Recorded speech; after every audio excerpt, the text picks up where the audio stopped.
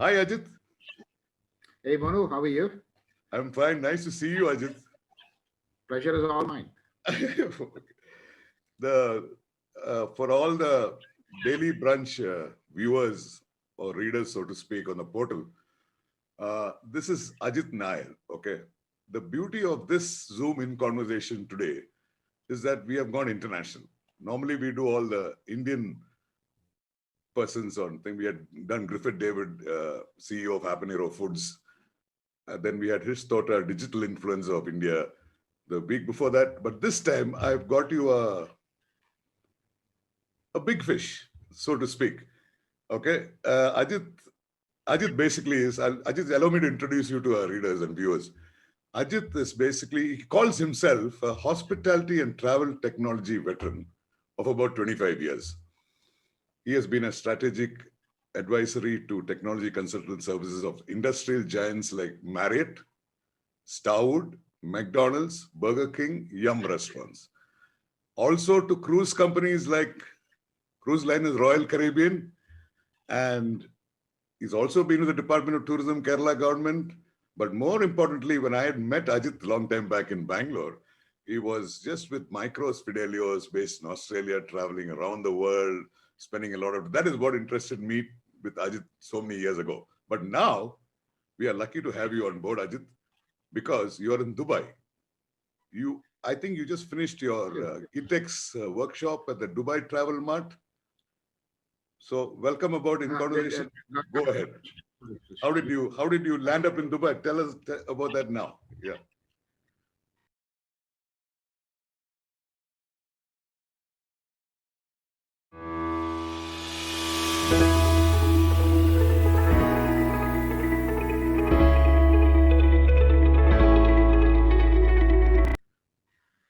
Landing up in Dubai, actually, this is my second stint in Dubai, Manu. I initially started my career here a long time back. You were laughing when you said veteran. So let me tell you, that I actually first landed up here in way back '95, as soon as I graduated from hotel school, or actually about 6, 7 months after hotel school, to work with Micros Fidelio. I actually started my career with Micros Fidelio here in Dubai.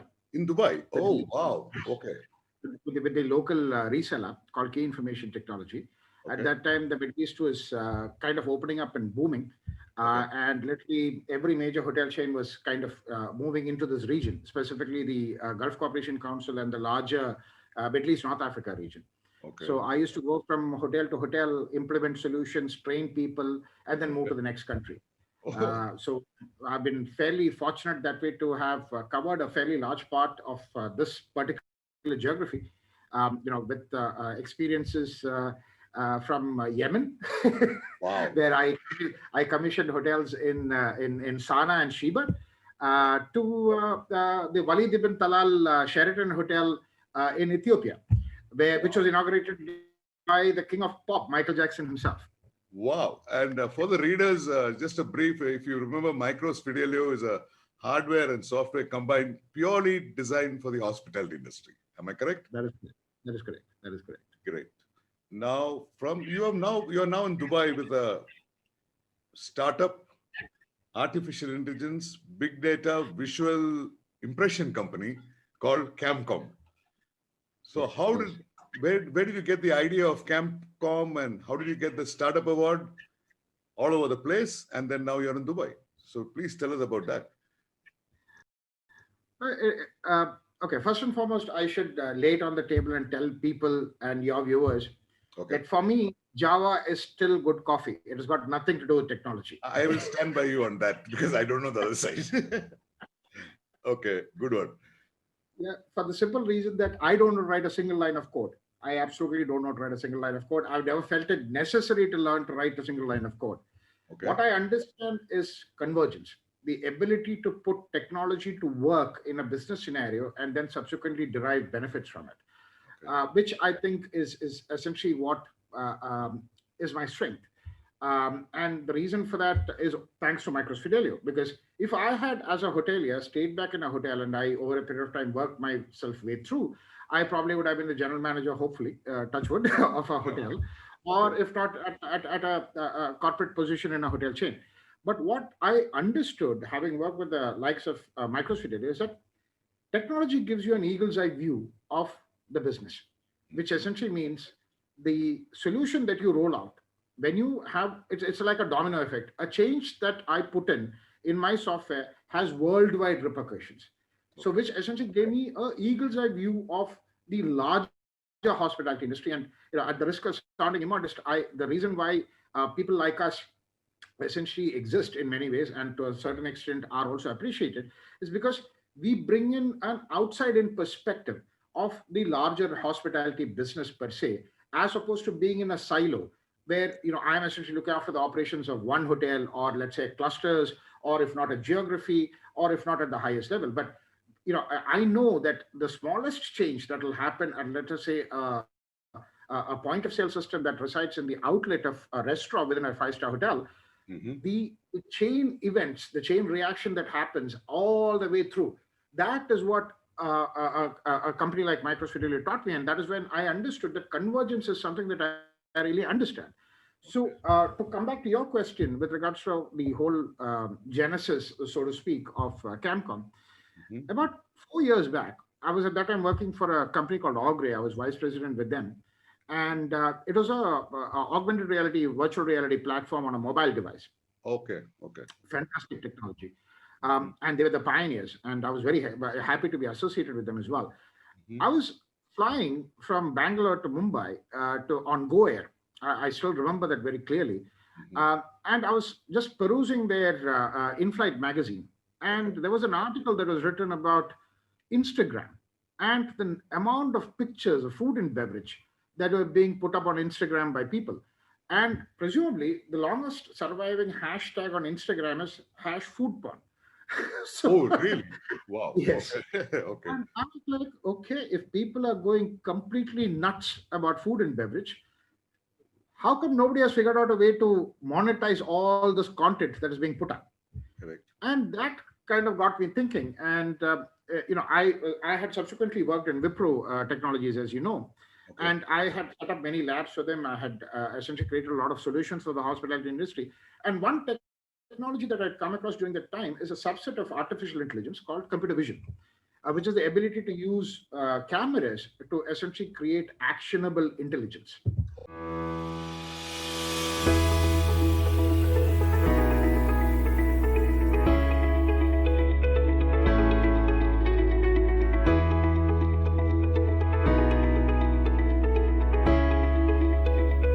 Okay. Um, I looked at it and said, there has to be a way in which something can be done about it. Did a little bit of research. And as you know, one of my part-time, things that I get off on is psephology. So I love research. I love data.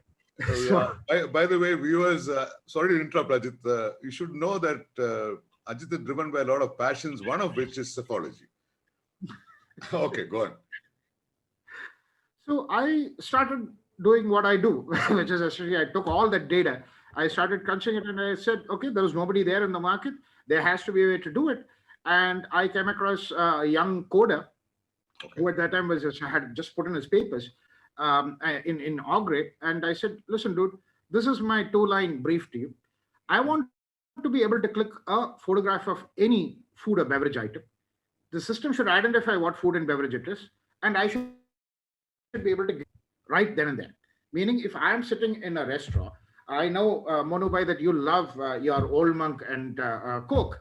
So when Hmm. I'm sitting in, let's say, Watson's, and I am having my Old Monk, I will forever remember you because we have always bonded over that. And what Correct. would be better than that for me to just click a picture of the glass that I'm having the Old Monk in, Okay. and immediately pay for it, send it to you, and say, want to buy this Old Monk is on me at any Watson's. Wow. So I took that idea. Pramod, the young boy who created it for me, he essentially, I gave him 2 months. He came back to me in, I think, 15 days. And he said, here you go. And I said, awesome. Well, of course, it was a prototype. And I had my boss during my time in Wipro, his name is Umesh. Umesh. He had left and become CEO of AnswerSource in India. Okay. And always, we have been talking about becoming entrepreneurs again. He had been an entrepreneur just before dot-com bust, and he cashed out. And as you very well know, I was an entrepreneur during the same era and lost a shirt of my back. So we had kind of complementary skills. Yeah. Okay. And as you like, the genesis of any decent startup worth its name started on the back of a napkin in a bar. So I took a pen and paper. I told him this is what I figured out, and Umesh, I reckon, took a leap of faith, and he said, Ajit, I agree. Let's do it. And he put in his papers. Wow. And I put in my papers, and we said, okay, let's find a place. And we picked up an incubation center run by the IMAI in Diamond District in Bangalore. Okay. And three of us moved in there and said, okay, let's go ahead and get this done. So we did quickly. We tied up with Smooth Chocolates. Vimal Sharma is a good friend. So I requested him to whether he would give us a chance to use his outlets as the kind of a beta site. And he said, by all means. So the idea there was, okay, we essentially created a visual database of all the products that were sold by Smooth. And Smooth is a high-end, as you know, gourmet chain. In between, for the readers, I'm sure you all know Smooth Chocolates. If you're going to a Bangalore airport, any airport, you'll find the chocolate stall or the pop-up outside. That's a Smooth Chocolate. Go on, Ajit. So the beauty of it was that we could go in there. You could go into a Smooth outlet. Whatever is it that you were eating, you could click a picture if you wanted to gift it to somebody. We would, since it has been geofenced, we know exactly which outlet you're sitting in. And you click a picture, you make the online payment, and you could WhatsApp that picture itself to whoever you wanted to gift it to. And that person in turn could essentially go ahead and provide the address to which it could be delivered, or it could be redeemed at the outlet itself the next time you're there. So Okay. fairly simple idea. Yeah. And we went with it. Typically entrepreneurs, when inspire idea, the eureka moment are like horses with blinkers, and we normally don't see beyond that. So we ran, and I think the $1 million question was asked to me 4 days after the launch by a young gentleman who I was trying to convince in Smooth to download the app and use it. He downloaded it, he used it, he loved it, he gifted to his girlfriend, he gifted it to his mother, and then he turned around and asked me the $1 million question. Where is the buy button? I gift only once a month. There is no buy. Oh, there's no buy button. Okay. Go on. Interesting. That is when I said, okay, we got this wrong, because I had just left out 99% of the market for 1% of the market. Okay. And then I said, okay, we quickly took it back to the labs and we reworked it. And then we said, let's go ahead and make ourselves a more common generic visual discovery platform, because by then the technology was good enough for us to do discovery at multiple levels. So you could use and I said, why just food? Why not anything? And I can click a picture of the shirt, for example, Mono, that you're wearing. And I identify that as a blue shirt with checks. And if there was a prominent logo, then I would identify that it's a Tommy Hilfiger or a Zodiac shirt. And I would automatically be able to send you to, let's say, Flipkart, an Amazon, or a Myntra, and essentially show you the photograph of the shirt there, and you could buy it. Instant gratification. At the end of the day, millennials are all about instant gratification. Absolutely. And we went ahead, we did that. We signed up with Amazon, we signed up with Flipkart, we signed up with Myntra, and we signed up with Paytm. Okay. A conversation with Myntra more or less changed our destiny. So really? I and Umesh went to Myntra to talk about how they should become our fulfillment partner. And Myntra turned around and looked at this technology and said, guys, we have a better use for this. And we said, what do you mean? I said, listen, we have a huge problem in our warehouses. We get returns of up to 7% because the wrong product was shipped out. Excellent. Okay. When you ordered for a blue shirt, you got a black shirt, or you ordered for a white shoe, you got a brown shoe, and so on and so forth. And that is 7%. Now, 7% for an e-commerce retailer is 7% of 250 million. And reverse logistics costs are 10x that of onward logistics cost. That I remember, because as you know, I was in a category of handbags online. We still are on the other side. we have a return of about 20-25%, small category, but 7% on this, and the returns costing is, like you said, almost 10 times. Logistics. Yeah, go on. And as a e-commerce fulfillment center, you can imagine these centers are not small. They are 100,000 square feet plus 22 Huge. feet vertical stacking, 60 to 100,000 products being inverted every day. Correct. Now, it's humanly impossible for you to do a multi-way match on the manufacturer's stack, the warehouse management system, the content management system. You can throw more and more people at it, but you will still end up with the same kind of issues because people just cannot cope with it. I mean, human beings, we have the world's best camera with our eyes, but we have an extremely lousy processor when it comes to our brain. Okay. Yeah, that's true. No, the reason is because human beings, by our very nature, are subjective, which is what makes us different to the rest of the animals in the animal kingdom. But there are certain tasks which require you to be 100% objective and consistent, which is something that we cannot do.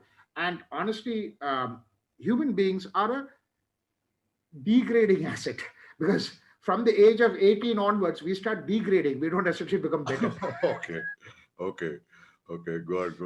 Imagine at the age of 24, your eyesight automatically starts stopping. So, I can put you at a 15-degree angle and tell you to look at an object and identify if it is black or white. And I can put you at a 30-degree angle and ask you to identify the same object as to whether it's black or white. You'll give me two different answers. Correct. That is just the way we are. We are not wired to be consistent. And so throwing humans at this problem is not going to solve your problem.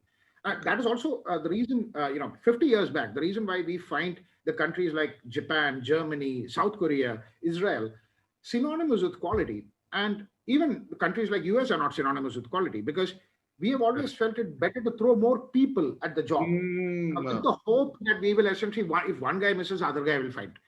Correct. But the others figured that out a long time back. The countries that I named essentially started identifying issues consistently because they started using more and more technology into the process. And you, excuse me, I think you used the word quality there. Very, very, very, very key. Please go. Absolutely. Yeah.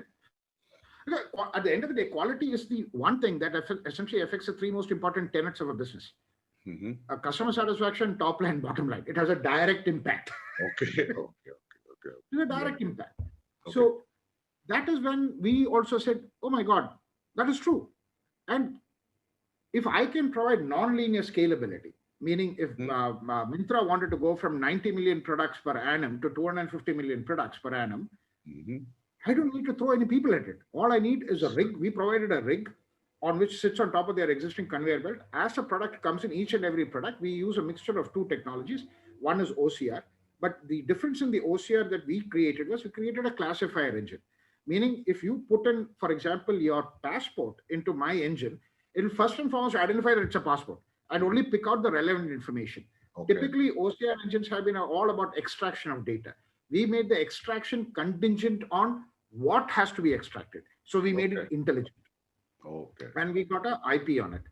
And we also use computer vision to identify patterns and colors and so on and so forth. So you're talking about machines, or you're talking about these are cameras, machine systems to do the imaging, right? These are essentially it's like a black box. Imagine a X-ray box, right? You go in and you essentially get all the data that you need relevant to from that X-ray machine. Also something similar. The product goes in. The only difference is that the throughput speed is 2 seconds per product. As it goes in, it does multi-way matches, figures it out, and it keeps pushing it out and goes into the right bin.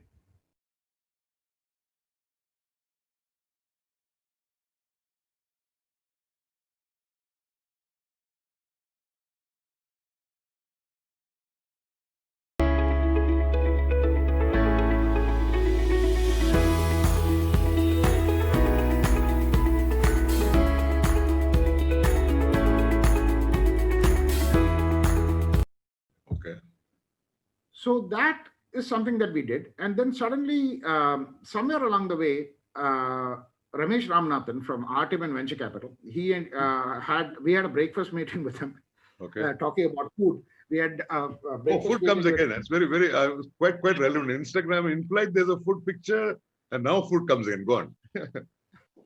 So we were having breakfast with him, and Ramesh said, "This is fantastic, guys. What you guys have created is nothing short of amazing, but I will not be able to fund you because I need to see consistent revenues. Because by then, CAMCOM, the discovery platform, we had, if I'm not mistaken, close to about 80,000 downloads, and people were clicking pictures left, right, and center, but nobody was buying.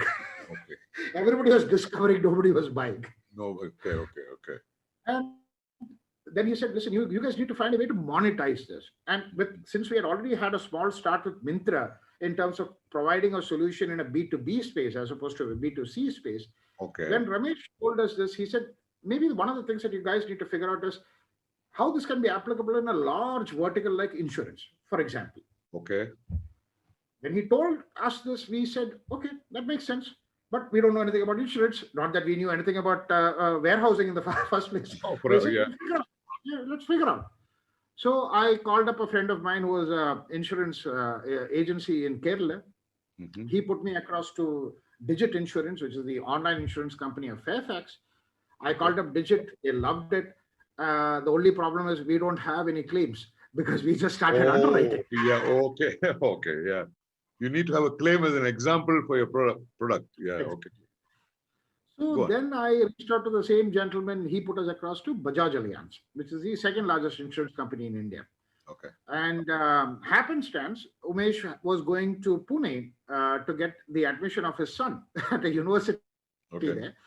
And Umesh dropped in to say hi to the guys at Bajaj. And they said, listen, guys, this is something that we have been looking out for the longest time, because the IRDAI, the Insurance Regulatory Development Authority of India, has now come back and told us that any claims below 50,000 rupees does not require an assessor, meaning it can be a self-inspection and a self-claim. Mhm. But we cannot do that unless we have a technology enablement of that solution.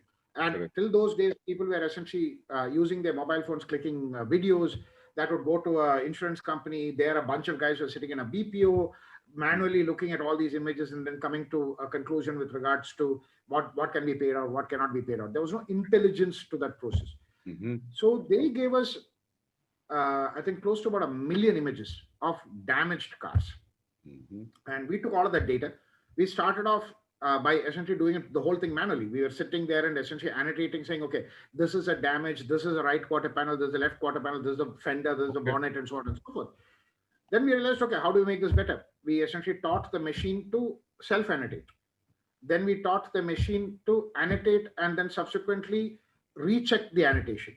Then we taught the machine how to create, why do you need so much of images? Create synthetic data. So based on whatever the machine had learned, it started creating its own data. Oh. And it just went on and on. And then finally, machine learning is quite like humans.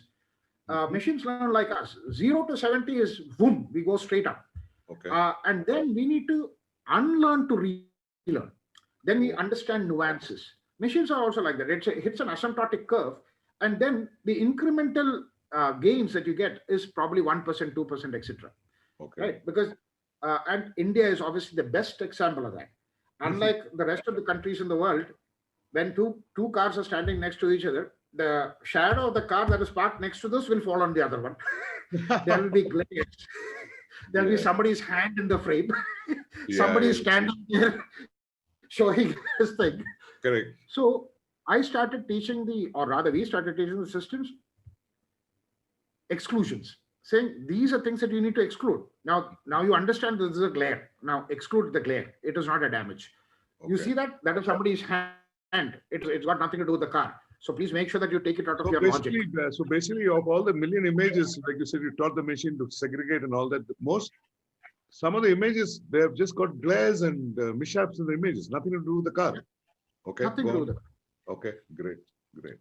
So, and funny enough, machine learning is all about inclusion learning. For the longest time, machine learning has all been about inclusion learning. Okay. We essentially turned it on its head and said, now today we have more IPs on our exclusion models than inclusion models. Okay. Okay. And because of which we essentially managed to incrementally bring our accuracy percentage based on a picture that is being provided by anybody using a mobile phone to 92.5%, which is the highest accuracy levels available today. I'm very happy to say that. Very good. That's on a standard image of a specific whatever item. Okay. Of an item. So, and we are the only computer vision company from India that won the I2I award from the government of Israel. The Israel is about 2 years ahead of the rest of the world when it comes to computer vision.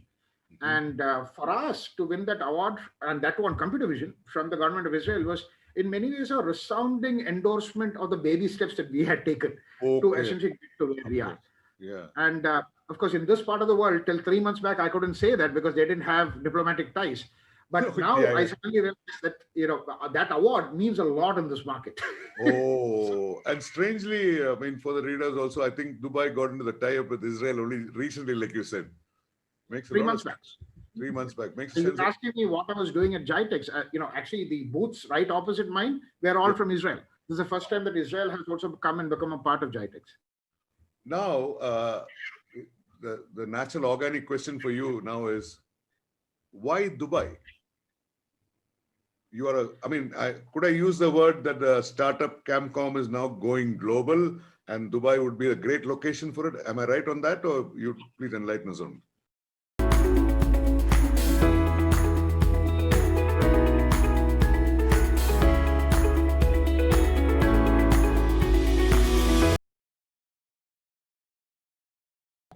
Yeah. Sure. Yeah.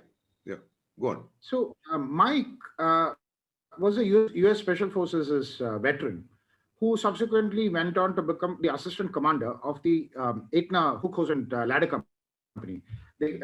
All fire departments in the United States are actually private firms. Okay. So the one that he was representing is called the Etna hook hose and ladder company.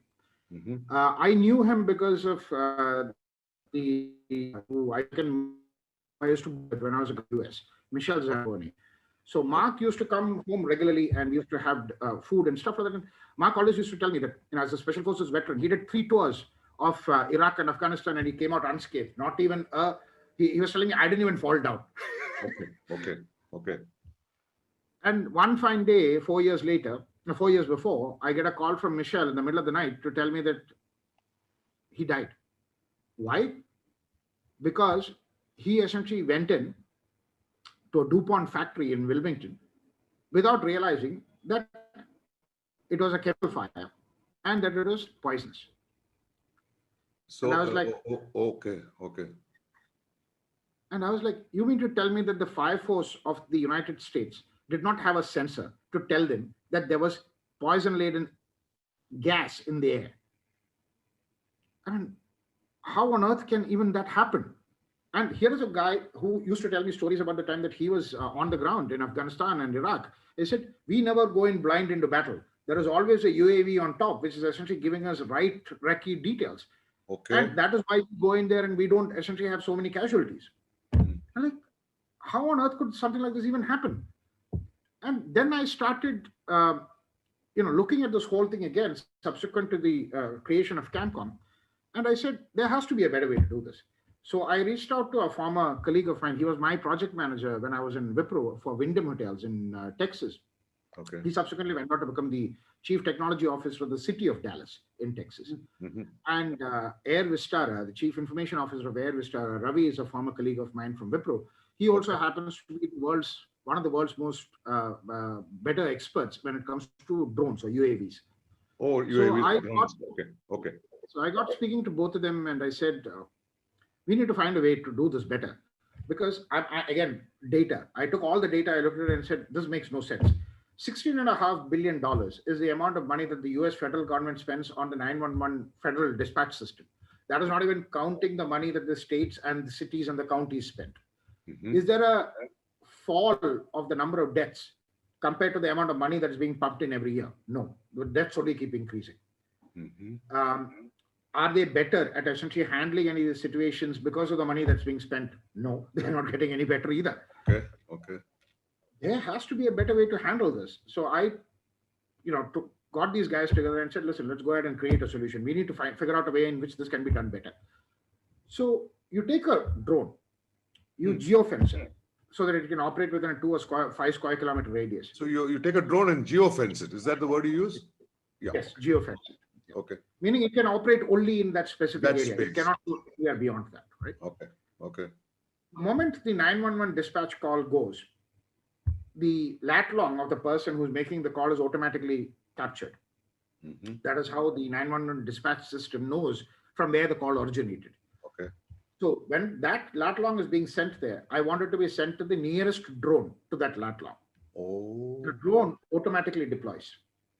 It okay. will essentially have a camera which will feed live to the three emergency forces, Mhm. and it will have all the sensors required to find out if it is a gas fire, electric fire, is it an explosion, is it a terrorist bomb, whatever it is. There are today each everything of these can essentially be figured out using a sensor, because Okay. almost everything in this world leaves some kind of particle residue, and all it Okay. requires is a sensor good enough to figure out what that particle residue is. Okay. And since this data is going live from the drone, Mhm. for example, as we talked about earlier, the gas explosion, Mhm. then as these people are rushing to the spot, the policeman knows that he needs to stay 5 kilometers outside and create a perimeter so that nobody else goes in. The Correct. ambulance knows that they need to stay outside that perimeter. The fire force knows what to carry with them to put out that explosion. So Explosion. everybody is responding as opposed to reacting. Correct. That is which automatically brings down the number of lives that are unnecessarily lost. In Correct. addition to which, what is the single biggest problem post facto when an incident like this happens? Is Mhm. everybody has to write up a report.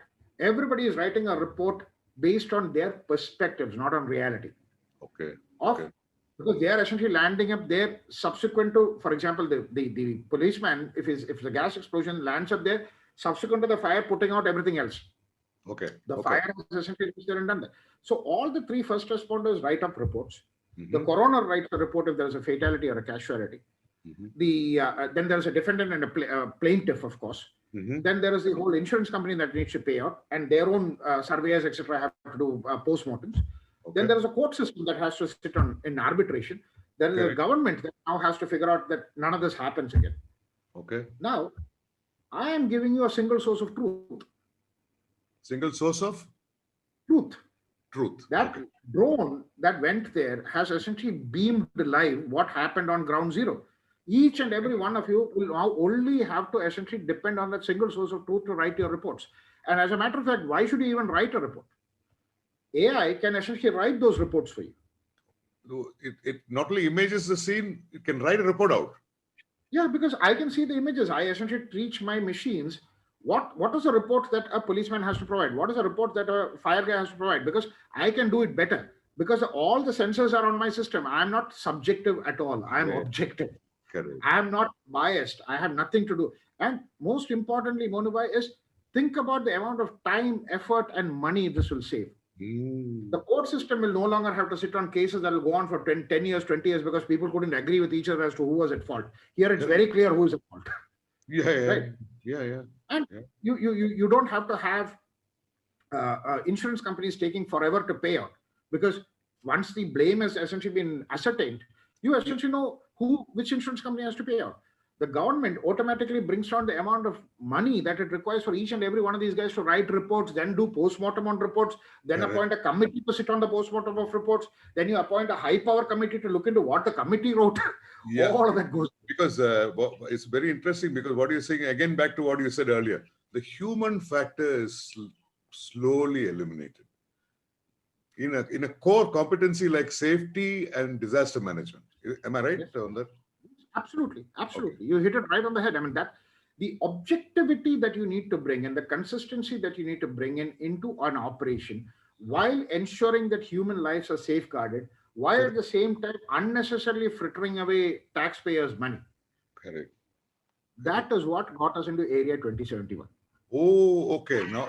Okay. I got that. Yeah. Wow. So that was the model on safety and this thing with this drone UAV, right? UAV.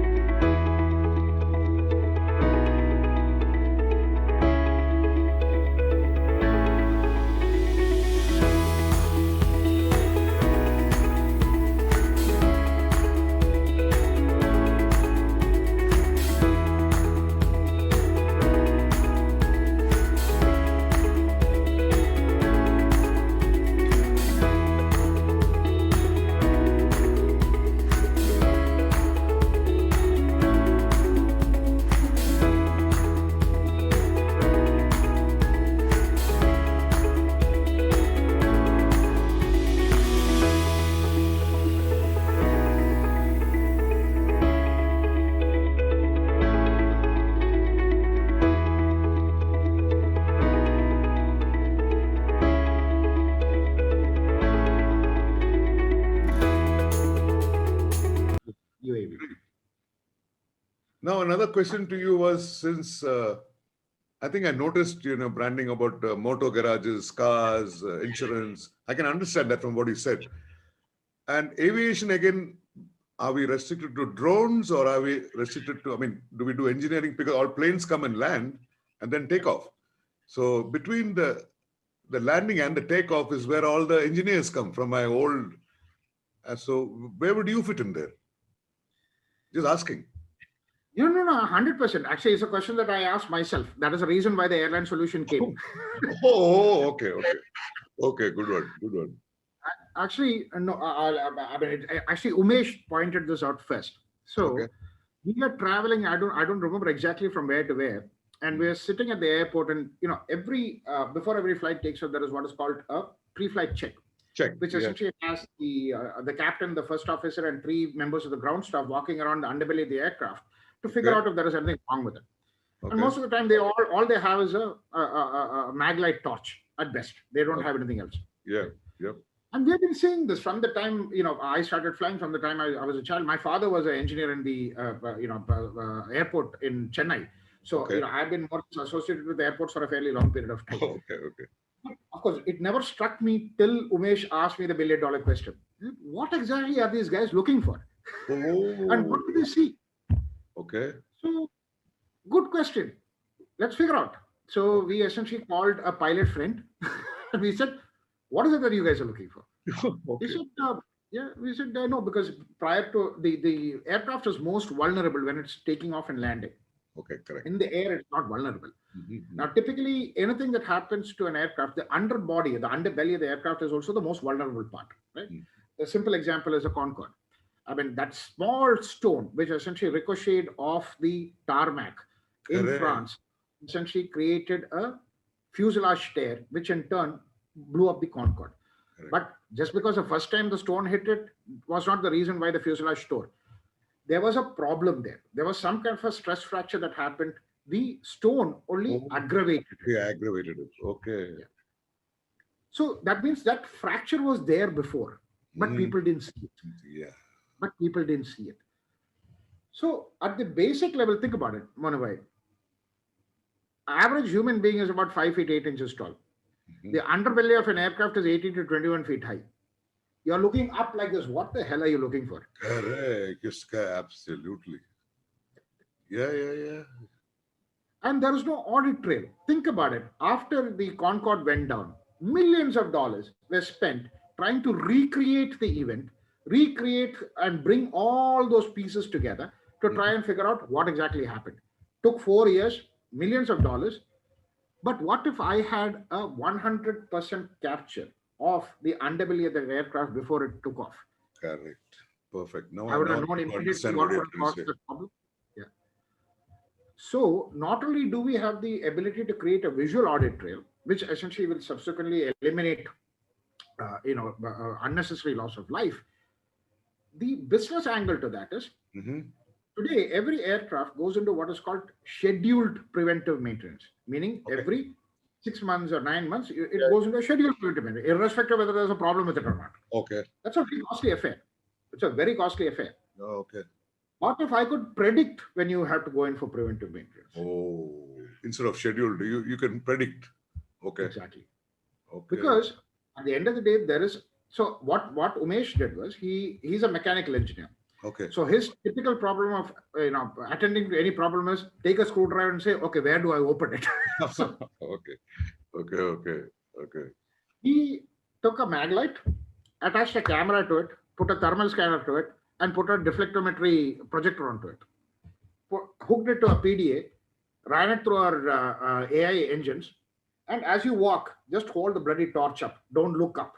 Wow. Keep walking, and we will show you up to 50 microns if there is a problem. Is there a nut missing? Is there a fastener missing? Is there a rivet missing? Up is to there a 50 microns. Up to 50 microns. 50 Wow. microns. Wow. That the problem with a solution like that is for the last 50 years, this is how the airline industry is run. And typically governments control the airline industry through the Directorate General of Civil Aviation across the world, or the US FAA. they hate it when we say that the people have not been doing their job all that very well. Yeah, yeah, of course. Yeah, yeah, that So I there can is a change that needs to happen in mindset, mindset. Mhm. and that takes time. But people are now beginning to understand when we tell them, listen, are you looking at the jobs of 5 people, or are you looking at the lives of 300 people? That I makes mean, sense. Correct. economics. Exactly. It's always people when you're talking. It's about people. The jobs for people Exactly. and loss of people. Great. And technology in itself does not replace humans from what they're doing. I this is an example that I tell people. In 1910, there were zero cars and 100 million horse carts.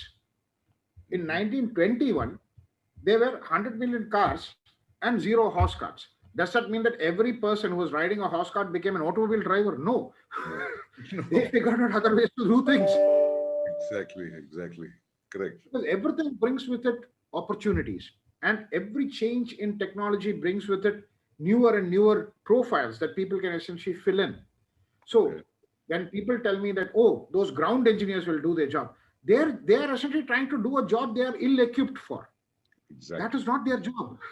You are Yeah. essentially expecting them to do something and then live with that guilt all their lives. Can you Correct. imagine the guilt of the person who did the underbody inspection of the Concorde?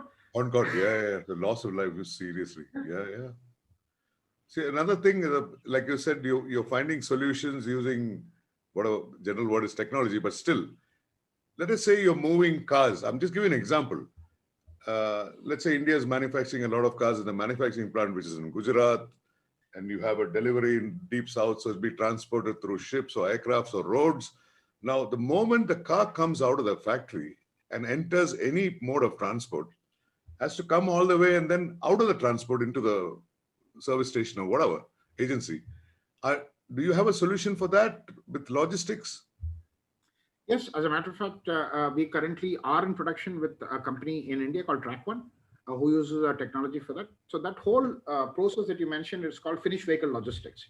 Finished It's vehicle a logistics. Okay, great. they are a specialized logistics arm which essentially transports vehicles across the world using Mhm. multimodal transport. So Okay. and every it's called RORO, or roll on roll off. Oh, So what Rolo. happens? Yeah, when it leaves the plant, it rolls onto a truck. It Mhm. rolls off at a railhead or a port head or a airport head. From there, Okay. it rolls on to that. Then it rolls off. So at every point in this roll on roll off mode of transport, you need Mhm. to be able to identify and create what we call a digital passport. Think about it like a passport. If you are actually creating a stamp saying, okay, when it came here, it was in good condition. When it came here, it was in good Correct. condition, and so on. Correct. Primarily to assign responsibility and liability in case there is any damage to the vehicle Damage. during the whole process. So Okay. we provide those solutions. Yes, as a matter of fact, in Dubai, one of the reasons why I'm here is because of Al Futtaim. Al Futtaim is the largest company that deals with The finished vehicle logistics and automotive in this space. automotive industry. I remember Al Futtaim from many years. That name is very popular. I saw that on your. I think they were the last who came to your stall, right? Yes, we were very honored. The vice chairman and chief executive officer of Al Futtaim, Omar Al Futtaim, he Okay. came by our stall and he was very interested in our solutions. We have been having discussions with them for a while. They have also been asking whether they would like to invest in us, which we have held off for some time. Because you were always an intelligent guy. I mean, in the way that I look at intelligent guys, you were always an avid reader, which I know, and you recollect and you talk. This is off the topic, okay? This is off your topic. I'm just trying to be a daily brunch interview. And then you have traveled. You have traveled to what, 57, 58, 65, I don't know. But the difference between your travel then is you go to a country, you stay there for about 2 weeks, while other people just go there overnight, live out of a suitcase, something like that. But you are there. You know. Tell us something about the way you travel across so many countries. And what is it's your passion, I understand. But what is your take on that? Food, local culture, I don't know. I have been very fortunate, Manubhai, in as far as travel is concerned, because almost there is no decision in my life which I have taken stating that I know what I'm doing is right. No, there was no such decision ever. Okay, okay, I essentially kind of fell into things for whatever reason. okay. When I moved into hospitality technology, and specifically so with Microfidelio, Hmm. we were at a stage. I mean, in many ways, it was a cusp, right, of the whole hospitality and leisure boom that happened in the world from the Absolutely. 90s to the 2000s. And Hmm. there were hotels opening all over the world. And I just happened to be the right person at the right time in the right Okay, place. okay. So, in the case of Middle East, I mean, to give you a simple example, we talked about that earlier. Hmm. Yemen. Okay. Yemen had two Taj hotels in Oh, 1996. There was the Taj Sheba and the Taj Sana. Capital is Sana. Sheba, as you very well know, is the mythical kingdom of the Queen of Sheba, Queen who of went Sheba. to Yeah. who took King David Oh, in the Bible. yeah. So, and as you know, I'm a very avid history buff, so I Yeah, I love know, which reading I up know on. for the readers again. Yeah, of course, that's your passion. Like psychology, history is, of course, your passion. Yeah, go on. Interesting. So, these are places that I would give a arm and a leg to visit and see, and because of which, and in those days, because of the fact that we used to take anywhere from 14 to 21 days to do these implementations, train people, and I was also training people on how to use these technologies, which essentially meant made a lot of very good local friends Oh, to okay. whom I could share these stories with. So, in the case of Yemen, the Abdullah. So he was a guy who taught me how to chew khat. So khat is slightly What is cut? What is chu cut? I didn't understand. What khat is is cut? like it's something like marijuana, Oh, sorry. but Oh, it's like that. Oh, but it's a national pastime. It's like gutka. Actually, it's a gudka, national gudka pastime would of be a Yemen. better word. Yeah, gudka. Yeah, yeah, right. It has a slight hallucinogenic effect. Okay. And Yemen obviously is Hadramut. Hadramut is where the entire Arabic civilization flourished. Today, you look at some of the largest business houses in this part of the world. I mean, the most famous one, the Bin Laden.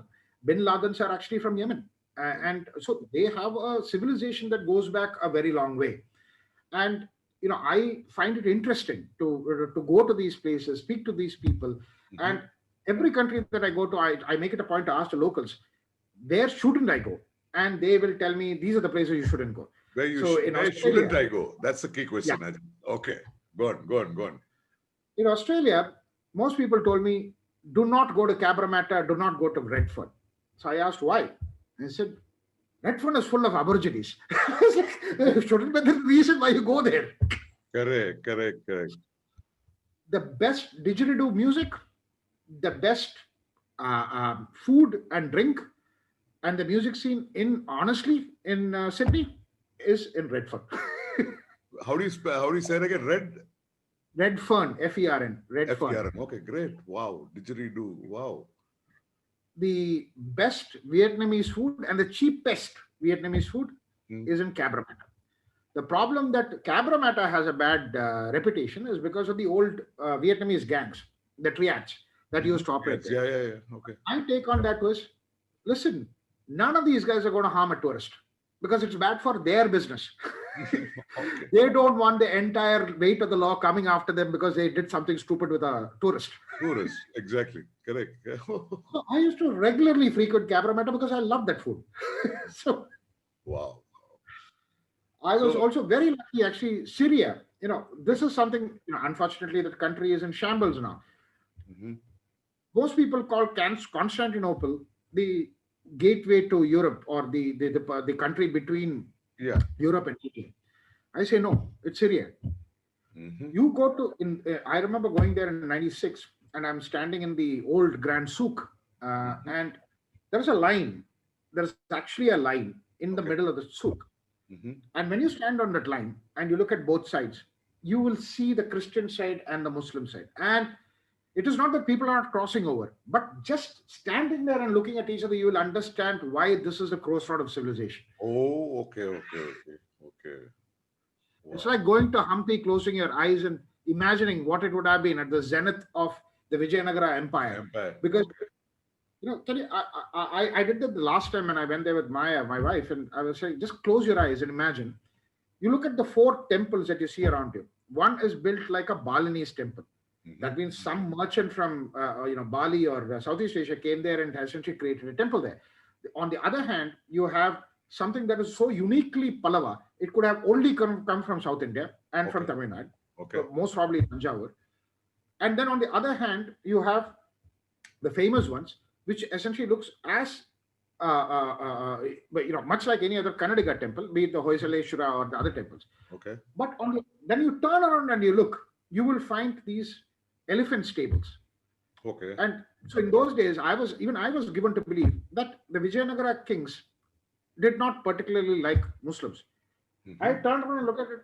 The best example of Indo-Saracenic Okay. architecture Mhm. is on top of that elephant stable, a perfect dome. Wow. and, and that could not have been created by anybody other than a Muslim. Correct. So Correct. don't even for a minute tell me that they had something to do with it. Because they did. Yeah, they did. Okay. Great. Anyway, I think we're coming to the end of the interview. Ajit, it's been an honor to have you, especially streaming in from Dubai. I know you're a busy guy. Daily Brunch and the Raiders wish you all the best for CAMCOM in drones. So maybe one day we will meet up in real life and have some great food. I look forward to that, bhai. I look forward to that. Thanks a lot, Ajit. Thank you very much, bhai. You have a very good day. My best wishes and thanks to the Daily Brunch and its viewers. Thank you. Good day. Thank you.